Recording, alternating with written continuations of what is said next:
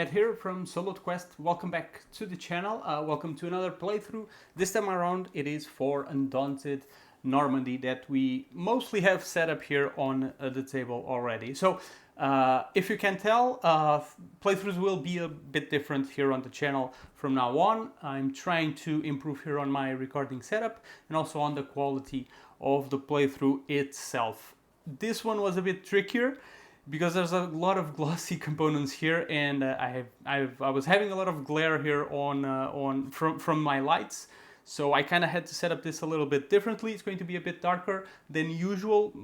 Other places will probably have a bit more quality here, but this is still my first one trying this new setup, so hopefully everything will go well. So again, like I said, this is Undaunted Normandy. This is the game that you all voted on to have a playthrough here on the channel itself, a solo playthrough where I will be using the solo variant that was created by Mike from the One Stop Co-op shop. So kudos to Mike for his work on this variant, which works very well as you all will see in a short moment. So I've set up here the scenario number 4 for this game. It has quite a few scenarios. I believe it's 20-something scenarios, if I'm not mistaken.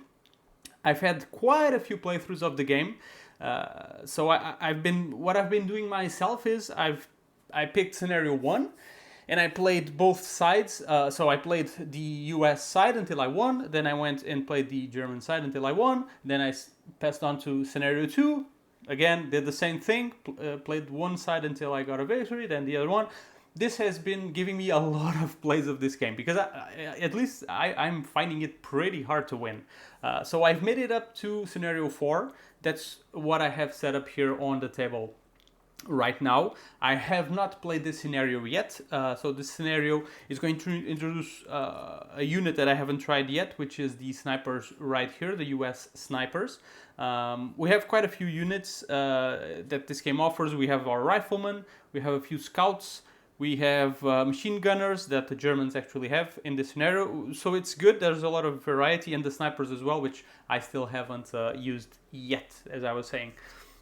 So the first thing that I will do, because this isn't completely set up yet, first thing that I'll do is pick a side, because I don't think we'll be able to play both sides. It's going to probably take a while, the game. So I have this little token here with a US and German sides. So I'll flip it, which will determine which side we will be playing here today. All right, so let's flip this. Okay, so it's US. All right, so I'll be playing US. I will be controlling the snipers. So this is, I did this at the start because I need to place a supply here for the AI. My supply doesn't need to be neatly displayed, but the AI for the supply for the AI does, and I'll show you why in a few moments when we get mostly into the rules of the game and how to play and how to use Mike's solo variant. Okay, so give me a second while I display the supply here for the AI. I'll be right back. All right, so the game is now completely set up. Okay, so this will be my supply cards. This will be the US supply cards, and then the German supply cards. So what is the supply cards? What am I doing here? All right, so basically Undaunted Normandy, if you don't know the game yet, this is mostly a deck builder, a war game that is also a deck builder. And it's pretty interesting what they do here. So basically all of our units are represented by these cards right here. So for example, this card is for our machine gunner unit here on this game. It shows us a few numbers here, which I'll explain in a while. But basically what we get is when we are setting up a scenario, and actually I'll show you the scenario book here. So this is the one we are playing. This is scenario 4, behind enemy lines. Basically, it tells us exactly how to set up the map, okay, with exactly what we did here. And then it tells us the composition of each deck for each of the sides. So basically, each side starts with a deck right here. This is my deck. The one I start with. I have a squad leader, I have a sniper, I have a rifleman, a platoon sergeant, another scout, some fogs of war, which I'll explain in a bit. So basically, these represent the units that are already here in play. And these cards right here are our supply. These are units that we can add to our deck. We can basically reinforce squads that we already have deployed, like this one right here. This is, let me actually show you the token. So this is the Rifleman A squads token, okay? So every single card that we draw regarding Rifleman A, it will either move, or it will mean that we can use this token right here, okay? And this, each squad has their own tokens. So this Rifleman is A, this scout right here is also A. So this is the squad A units, all right? And then the Rifleman is a unit in on itself, Scouts is a unit in on itself. I'm kind of complicating things, but it's actually pretty easy. Like I said, there's a card for the Scouts, there's a card for the Rifleman. Each card will interact with the appropriate token, okay? What else do we have here? So we put the map here like the setup says, and then each scenario has different goals. This one has a goal of objective points. That means that each side here is going to try to capture 5, is it? Sorry, I actually forgot. It is, yeah, control 5 objective points. You have it right there at the top. I'm not sure if you can see it. So control points are these little flags right here on the map itself as well. Actually, let me put this here on the side. So this means that this control point, this tile right here is worth 1 point. This one is worth 2. This one is worth 1, worth 2, worth 1, and 1 more right here, okay? Now, actually, let me guide you through everything here on the map. So these are the control points. Like I said, this is the thing that each of the sides will try to get in order to win the game. Besides that, we have, again, like I already talked about, we have these unit tokens in here. Then we have these square tokens. This one, you might not be able to see it, but this one has the letter A. This represents the spawn points, okay? This means that every single member from squad A, okay, remember, Rifleman A, Scout A, will spawn here on this tile. This one right here is a B, so everyone from squad B will spawn here, okay? Spawning isn't very regular to happen. It usually happens when one of the tokens gets destroyed from the map. I'll talk about that when it happens. But yeah, if you happen to be placing new tokens, you look at the squad and then you place it on the appropriate tile, all right? Same thing for the German side. We have the A here and the B right here, okay? So all that we are missing is these little binoculars and these stars, which on the German side is also, we have binoculars as well. And on the other side, instead of a star, we have this little symbol, which I'm not sure what it represents. But basically this means that the binoculars, if you have a binocular token of your color, that means that you have scouted that tile and your units can move into it, all right? You can only move units into scouted tiles or controlled tiles. What are controlled tiles? It's the other token right here, the star and the little cross symbol in here, okay? Basically, this you can only control something that you've scouted. So basically this would mean that if I happen to have a unit here that could control this territory, if I had done that action, I could flip this token from binocular to the control side, all right? So basically on the setup tells us that the US already control these 2 tiles, okay? So the US already has 1, 2, 3 points, 3 control points. They have these 2 territories scouted. And the Germans, they actually control these 3 right here. This is worth 1, 2, 3, 4. So the Germans already have actually 4 points. They only need to capture a territory with a 1 point value, and the US need a 2 point value territory to win, okay? So we're not starting from 0 here regarding the territory points. So yeah, basically the map is... no, there's one thing I was forgetting. As you can see, some of the... Well, not some. All of the territories have this little shield value right here on the bottom. This will add to the defense of your units when they are being attacked in these territories, in these tiles.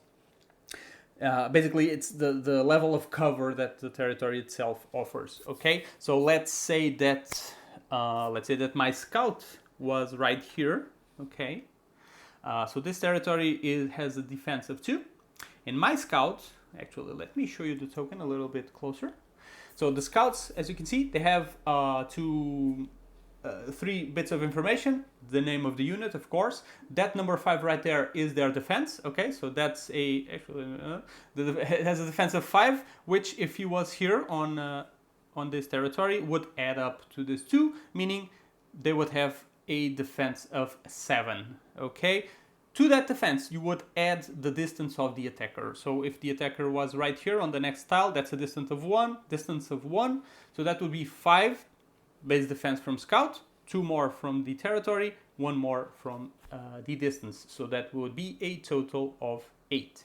And then you have the letter A here, which represents again his squad. Okay.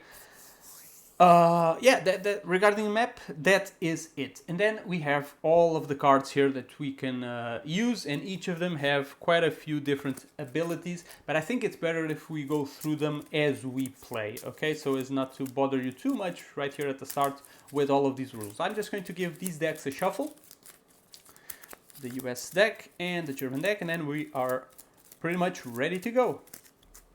Okay, so I've shuffled my deck. So this token, by the way, we're going to use this token a lot. This token represents which side has the initiative on a given turn. Okay, it's important to keep track of this. And actually, the scenario will tell you who starts with the initiative. And I actually forgot to see that. Okay, starting initiative is US. I will keep this token somewhere where I hopefully won't forget to actually change it. Let's place it here, okay? So this means that right now I have the starting initiative.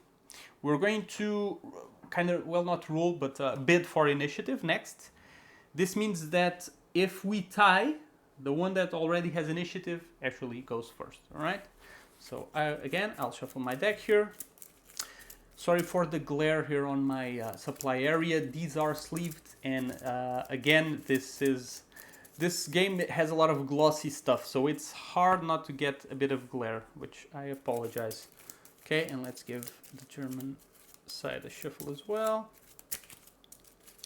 And there we go. We are ready to go. So I'm just going to pause here because I've never used the snipers, so I'll reread the sniper rules in a second. I'll be right back. Okay, we're ready to go. So how do we do this? So basically, we start the player. You will draw 4 cards, okay? So 1, 2, 3, and 4.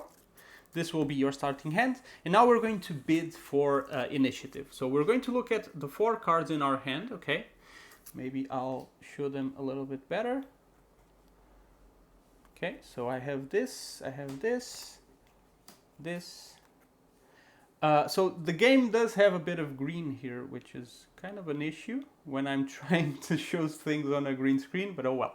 So each of the cards have a value right there on the top left. That's the initiative value. That's what you have to, I will have to discard the card from my hand right now.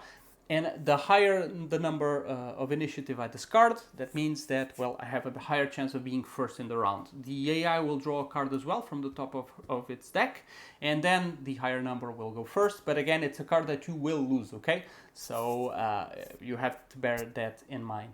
Apart from that, you have the name of the unit. You have the letter, meaning from which squad is that unit from, and then below it you have each of their abilities. And again, I'll go through each of the abilities once we actually start playing, because right now my decision will have to be which of these do I want to discard. Okay, so rifleman, I have a squad leader. So basically riflemen will move, attack, and they can control. They are the only ones that can control points. Okay, so they're important for that. Well, first of all, actually, let me look at the board here and probably what will I try to achieve. So I have 1, 2, 3, 4. So I only need 1 control point. So I can just go here and try to control this one. This one seems the easier one for me. Although I still have to defend my things from the US, which will come from up top. So the US, they need 5. They can either control these 2 or the middle one. They already have this scout here if they want to come through the flanks. But yeah, I will have to move there. So I have a rifleman. Oh, never mind, I am the US. What am I talking about? Okay, so I need 2 points. All right. So I either get those two or this one. Okay.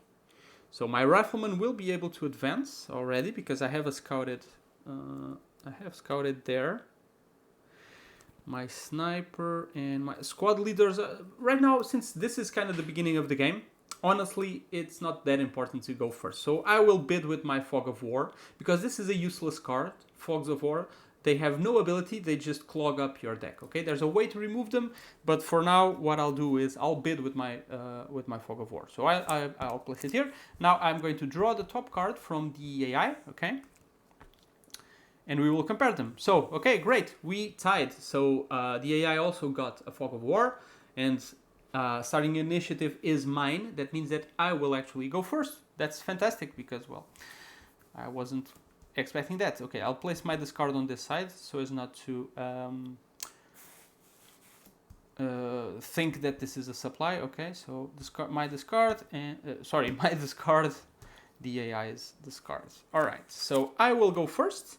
Now I can choose whatever order I want to play these cards. So I have a squad leader here which has 2 abilities. It has a bolster and an inspire. So in short summary, bolster will actually bolster a squad, meaning I can go into my supply and remove cards from that squad, add them to my discard pile so that when I shuffle the deck the next time, I'll be able to draw them. So this is a squad leader from squad A, which means I can only get cards from squad A, a scout, a rifleman, or a machine gunner, which are very good for attacking.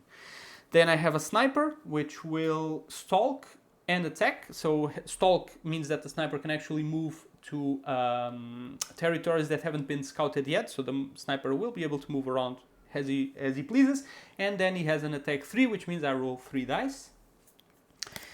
And oh, sorry, I forgot about squad leader.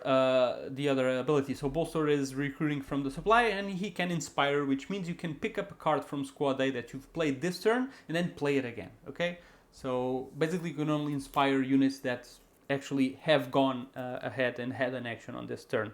And since I have no other cards from squad A, I certainly will not be inspiring anyone. And then I have my rifleman, which will can move. Like I said, can move. It can attack with a 1 die, and it can control scouted territories. Okay, so I will. Basically, as you can see, this is a game where you will play all the cards in your hand, unless there's really awkward situation where you don't want to, because you can also choose not to play a card and to hunker down, which is you pick up the card and you put it back in the supply. This can be useful for, well, because, well, sometimes squad leaders, let's say I had no more members from squad A, and I couldn't bolster. There were none in the supply and none in my deck. I couldn't bolster, I couldn't inspire, so it would be better for me to actually remove the card from my deck. But this is not the case. So basically what I'll do here is I'll play my rifleman, and I'll use it to move 1, because, well, I could try to attack from here to here. It's not that far away. But honestly, I want the rifleman to start moving towards objectives. Okay, so that's what I'm going to do. I'm going to move my rifleman be right here. Okay, this is scouted, so that's quite all right.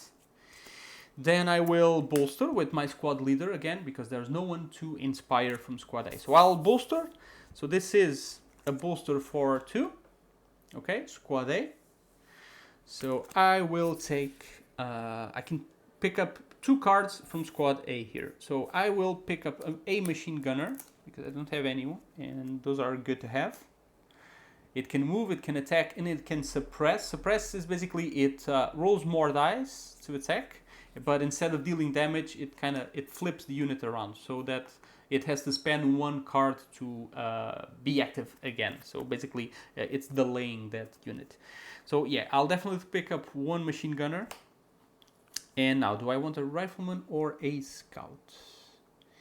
I'm thinking rifleman because, well, just because. So yeah, machine gunner and another rifleman. They go into my discard pile. Okay, so again, when I shuffle the deck next time, I'll be able to draw them. And last but not least, I have my sniper here. So I can, with my sniper, I can either attack or I can stalk. So do I want to start attacking? Maybe I do. I will actually attack. So we have this rifleman here. So I want to target riflemen because they are the ones that can actually control the points. So yeah, I will definitely go for it. So in this area right here, okay, so as I was saying, I'm going to go with my sniper and I'll attack this rifleman here. So here, the territory where he is, it has 0 defense. He has a defense of 4, okay? So so that's 4 plus 0 plus 1, 2, because that's the distance I'm firing from, okay? So I'm going to, I will have to achieve 1, 2, and 4, 6. I'll have to achieve a 6 on my dice. And I'm rolling 3 dice because that's the strength of the attack from the sniper. It has an attack of 3, all right? So I'm going to pick up 3 dice here.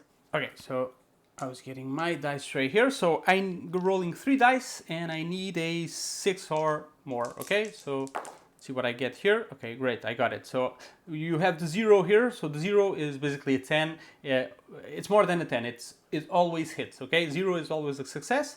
But we did get a 7 here. It doesn't matter how many successes we get. We are only dealing 1 damage to the unit, all right?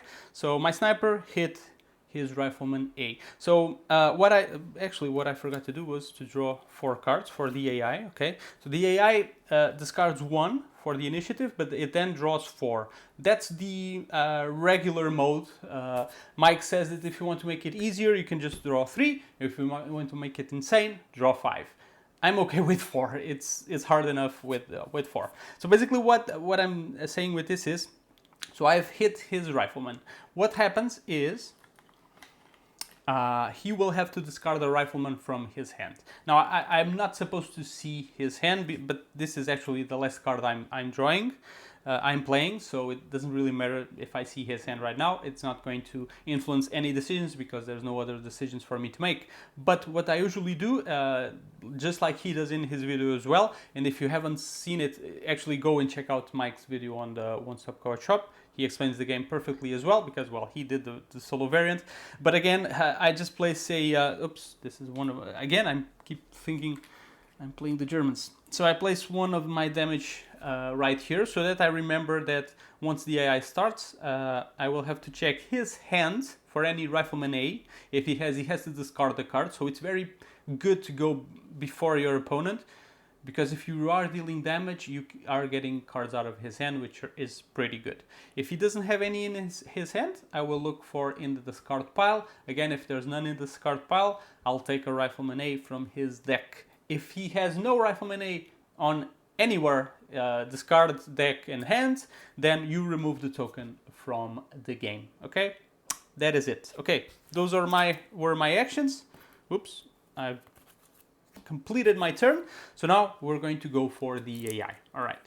So he has a rifleman A right there. It's his first card, so he will not be using this. This is actually dead. So I'll just remove my tokens to know that I've already remove the unit. And now what we are going to do, and that's why I placed the supply like this. Again, Mike also advises you to do this, and it's a great idea because we're going to actually flip it, place it here, so that we know that from all of his riflemen,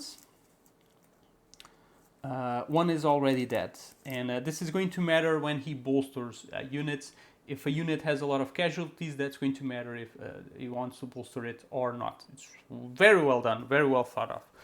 Right, now, what we also do is we pick up the cards that he got and we place them in order, in numerical order from initiative value, except for the leaders, which will go last, okay? So basically leader will go last, then machine gunner is very low, so basically the scout will actually activate first. Okay, so that's it. So now we know his order of movement.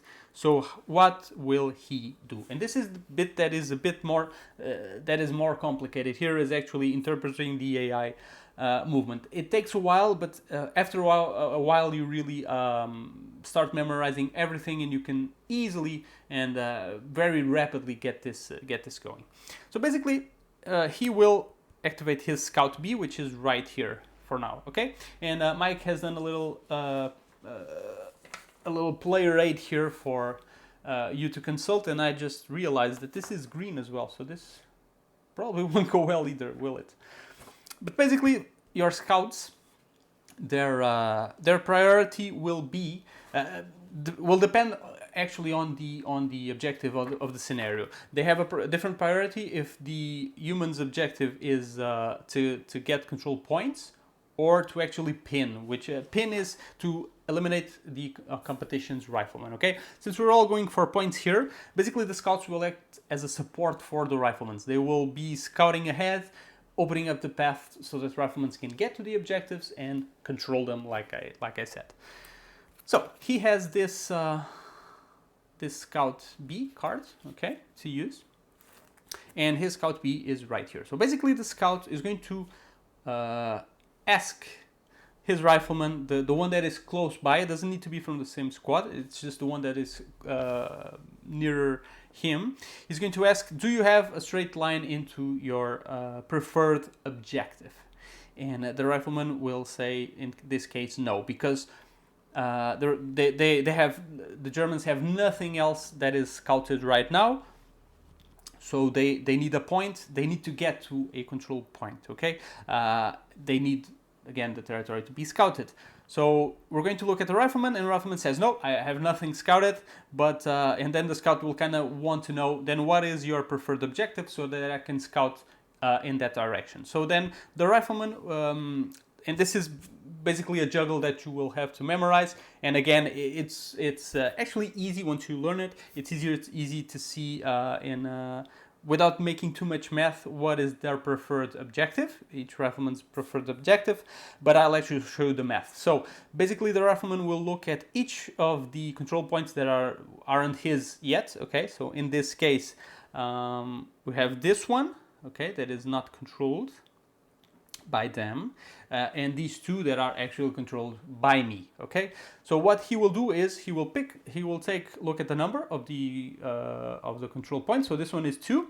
He will subtract his distance to the point. So this would be 2 minus 1, 2, because it's the distance. So we're already at 0 here. This one would be 1, 2, 3. It's a 1, so that's already minus 2, okay? So way worse than this one. And then there's this one right here, which is a 1, and then 1, 2, so it's a minus 1. Okay, so this, right now, this is a minus 1, this is a 0, this is a minus 2. But then he's going to look at who controls that specific point, or, well, not if, who controls, but is it controlled by the opposition or not? And if it is, it's minus 2 to that the score we had before. So while this was a 0, this is now a minus 2, okay, because it is controlled by me. And this one was a 1, 2. This was a minus 1, but it doesn't get any more negatives because there's no control there. So this is actually becomes his preferred objective. And it makes complete sense, because if you look at the board, it's much easier for him to control this than to go here and steal it from me, which he could, but it would be harder. So basically the rifleman says, now, okay, this is my preferred objective. Please help me. So that's what the scout will do. It will help scout the way further into that control point. So the scout will actually go and move 2, okay? The scout 2 means he moves, places a scout token there, okay? And it's for 2, so he does want to open up way, so he moves again, and he places another one here.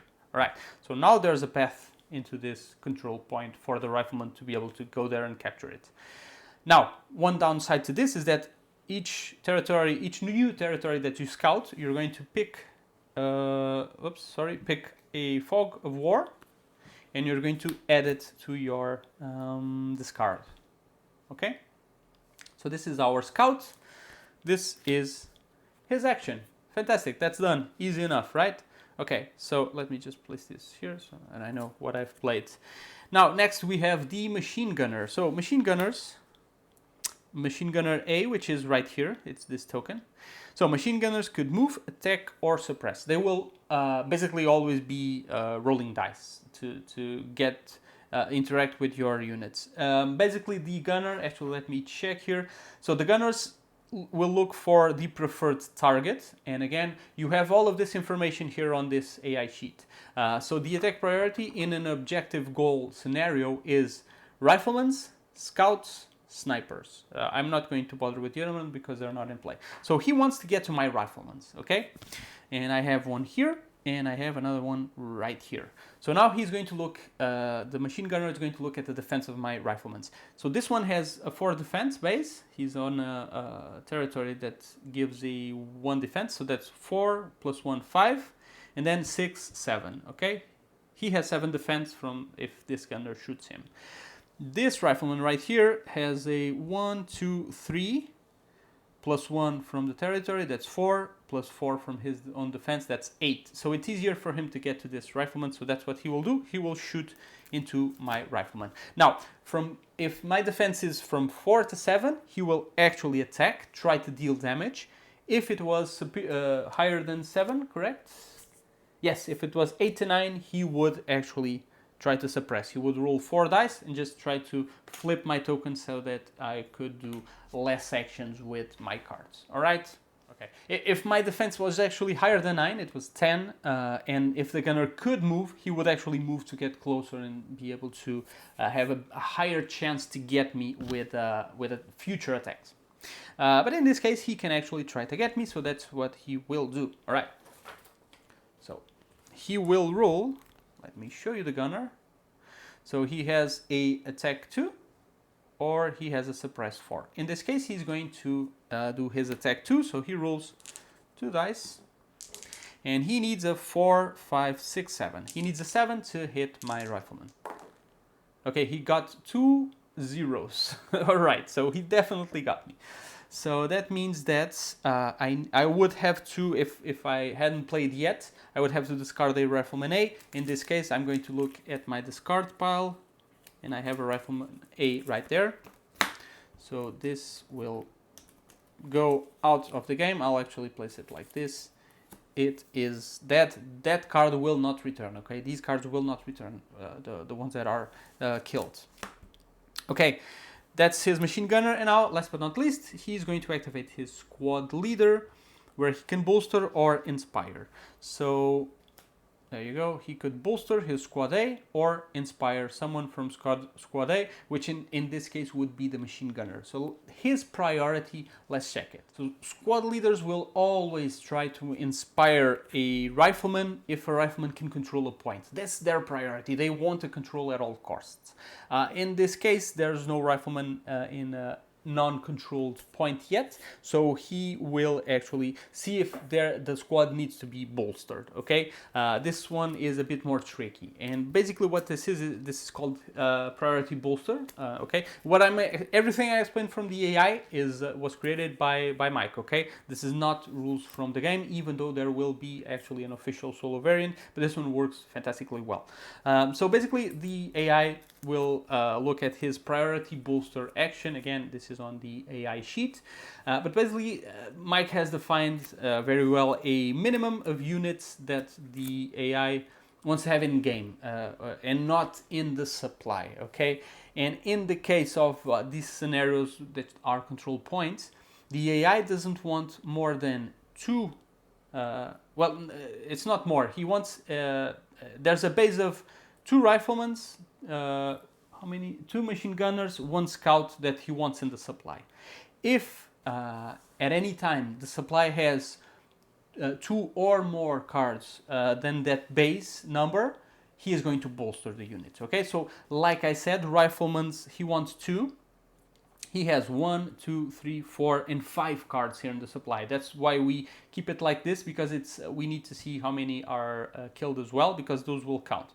Because that's the total of riflemen that are not in his deck, okay? And he wants riflemen in his deck, again, to control the points.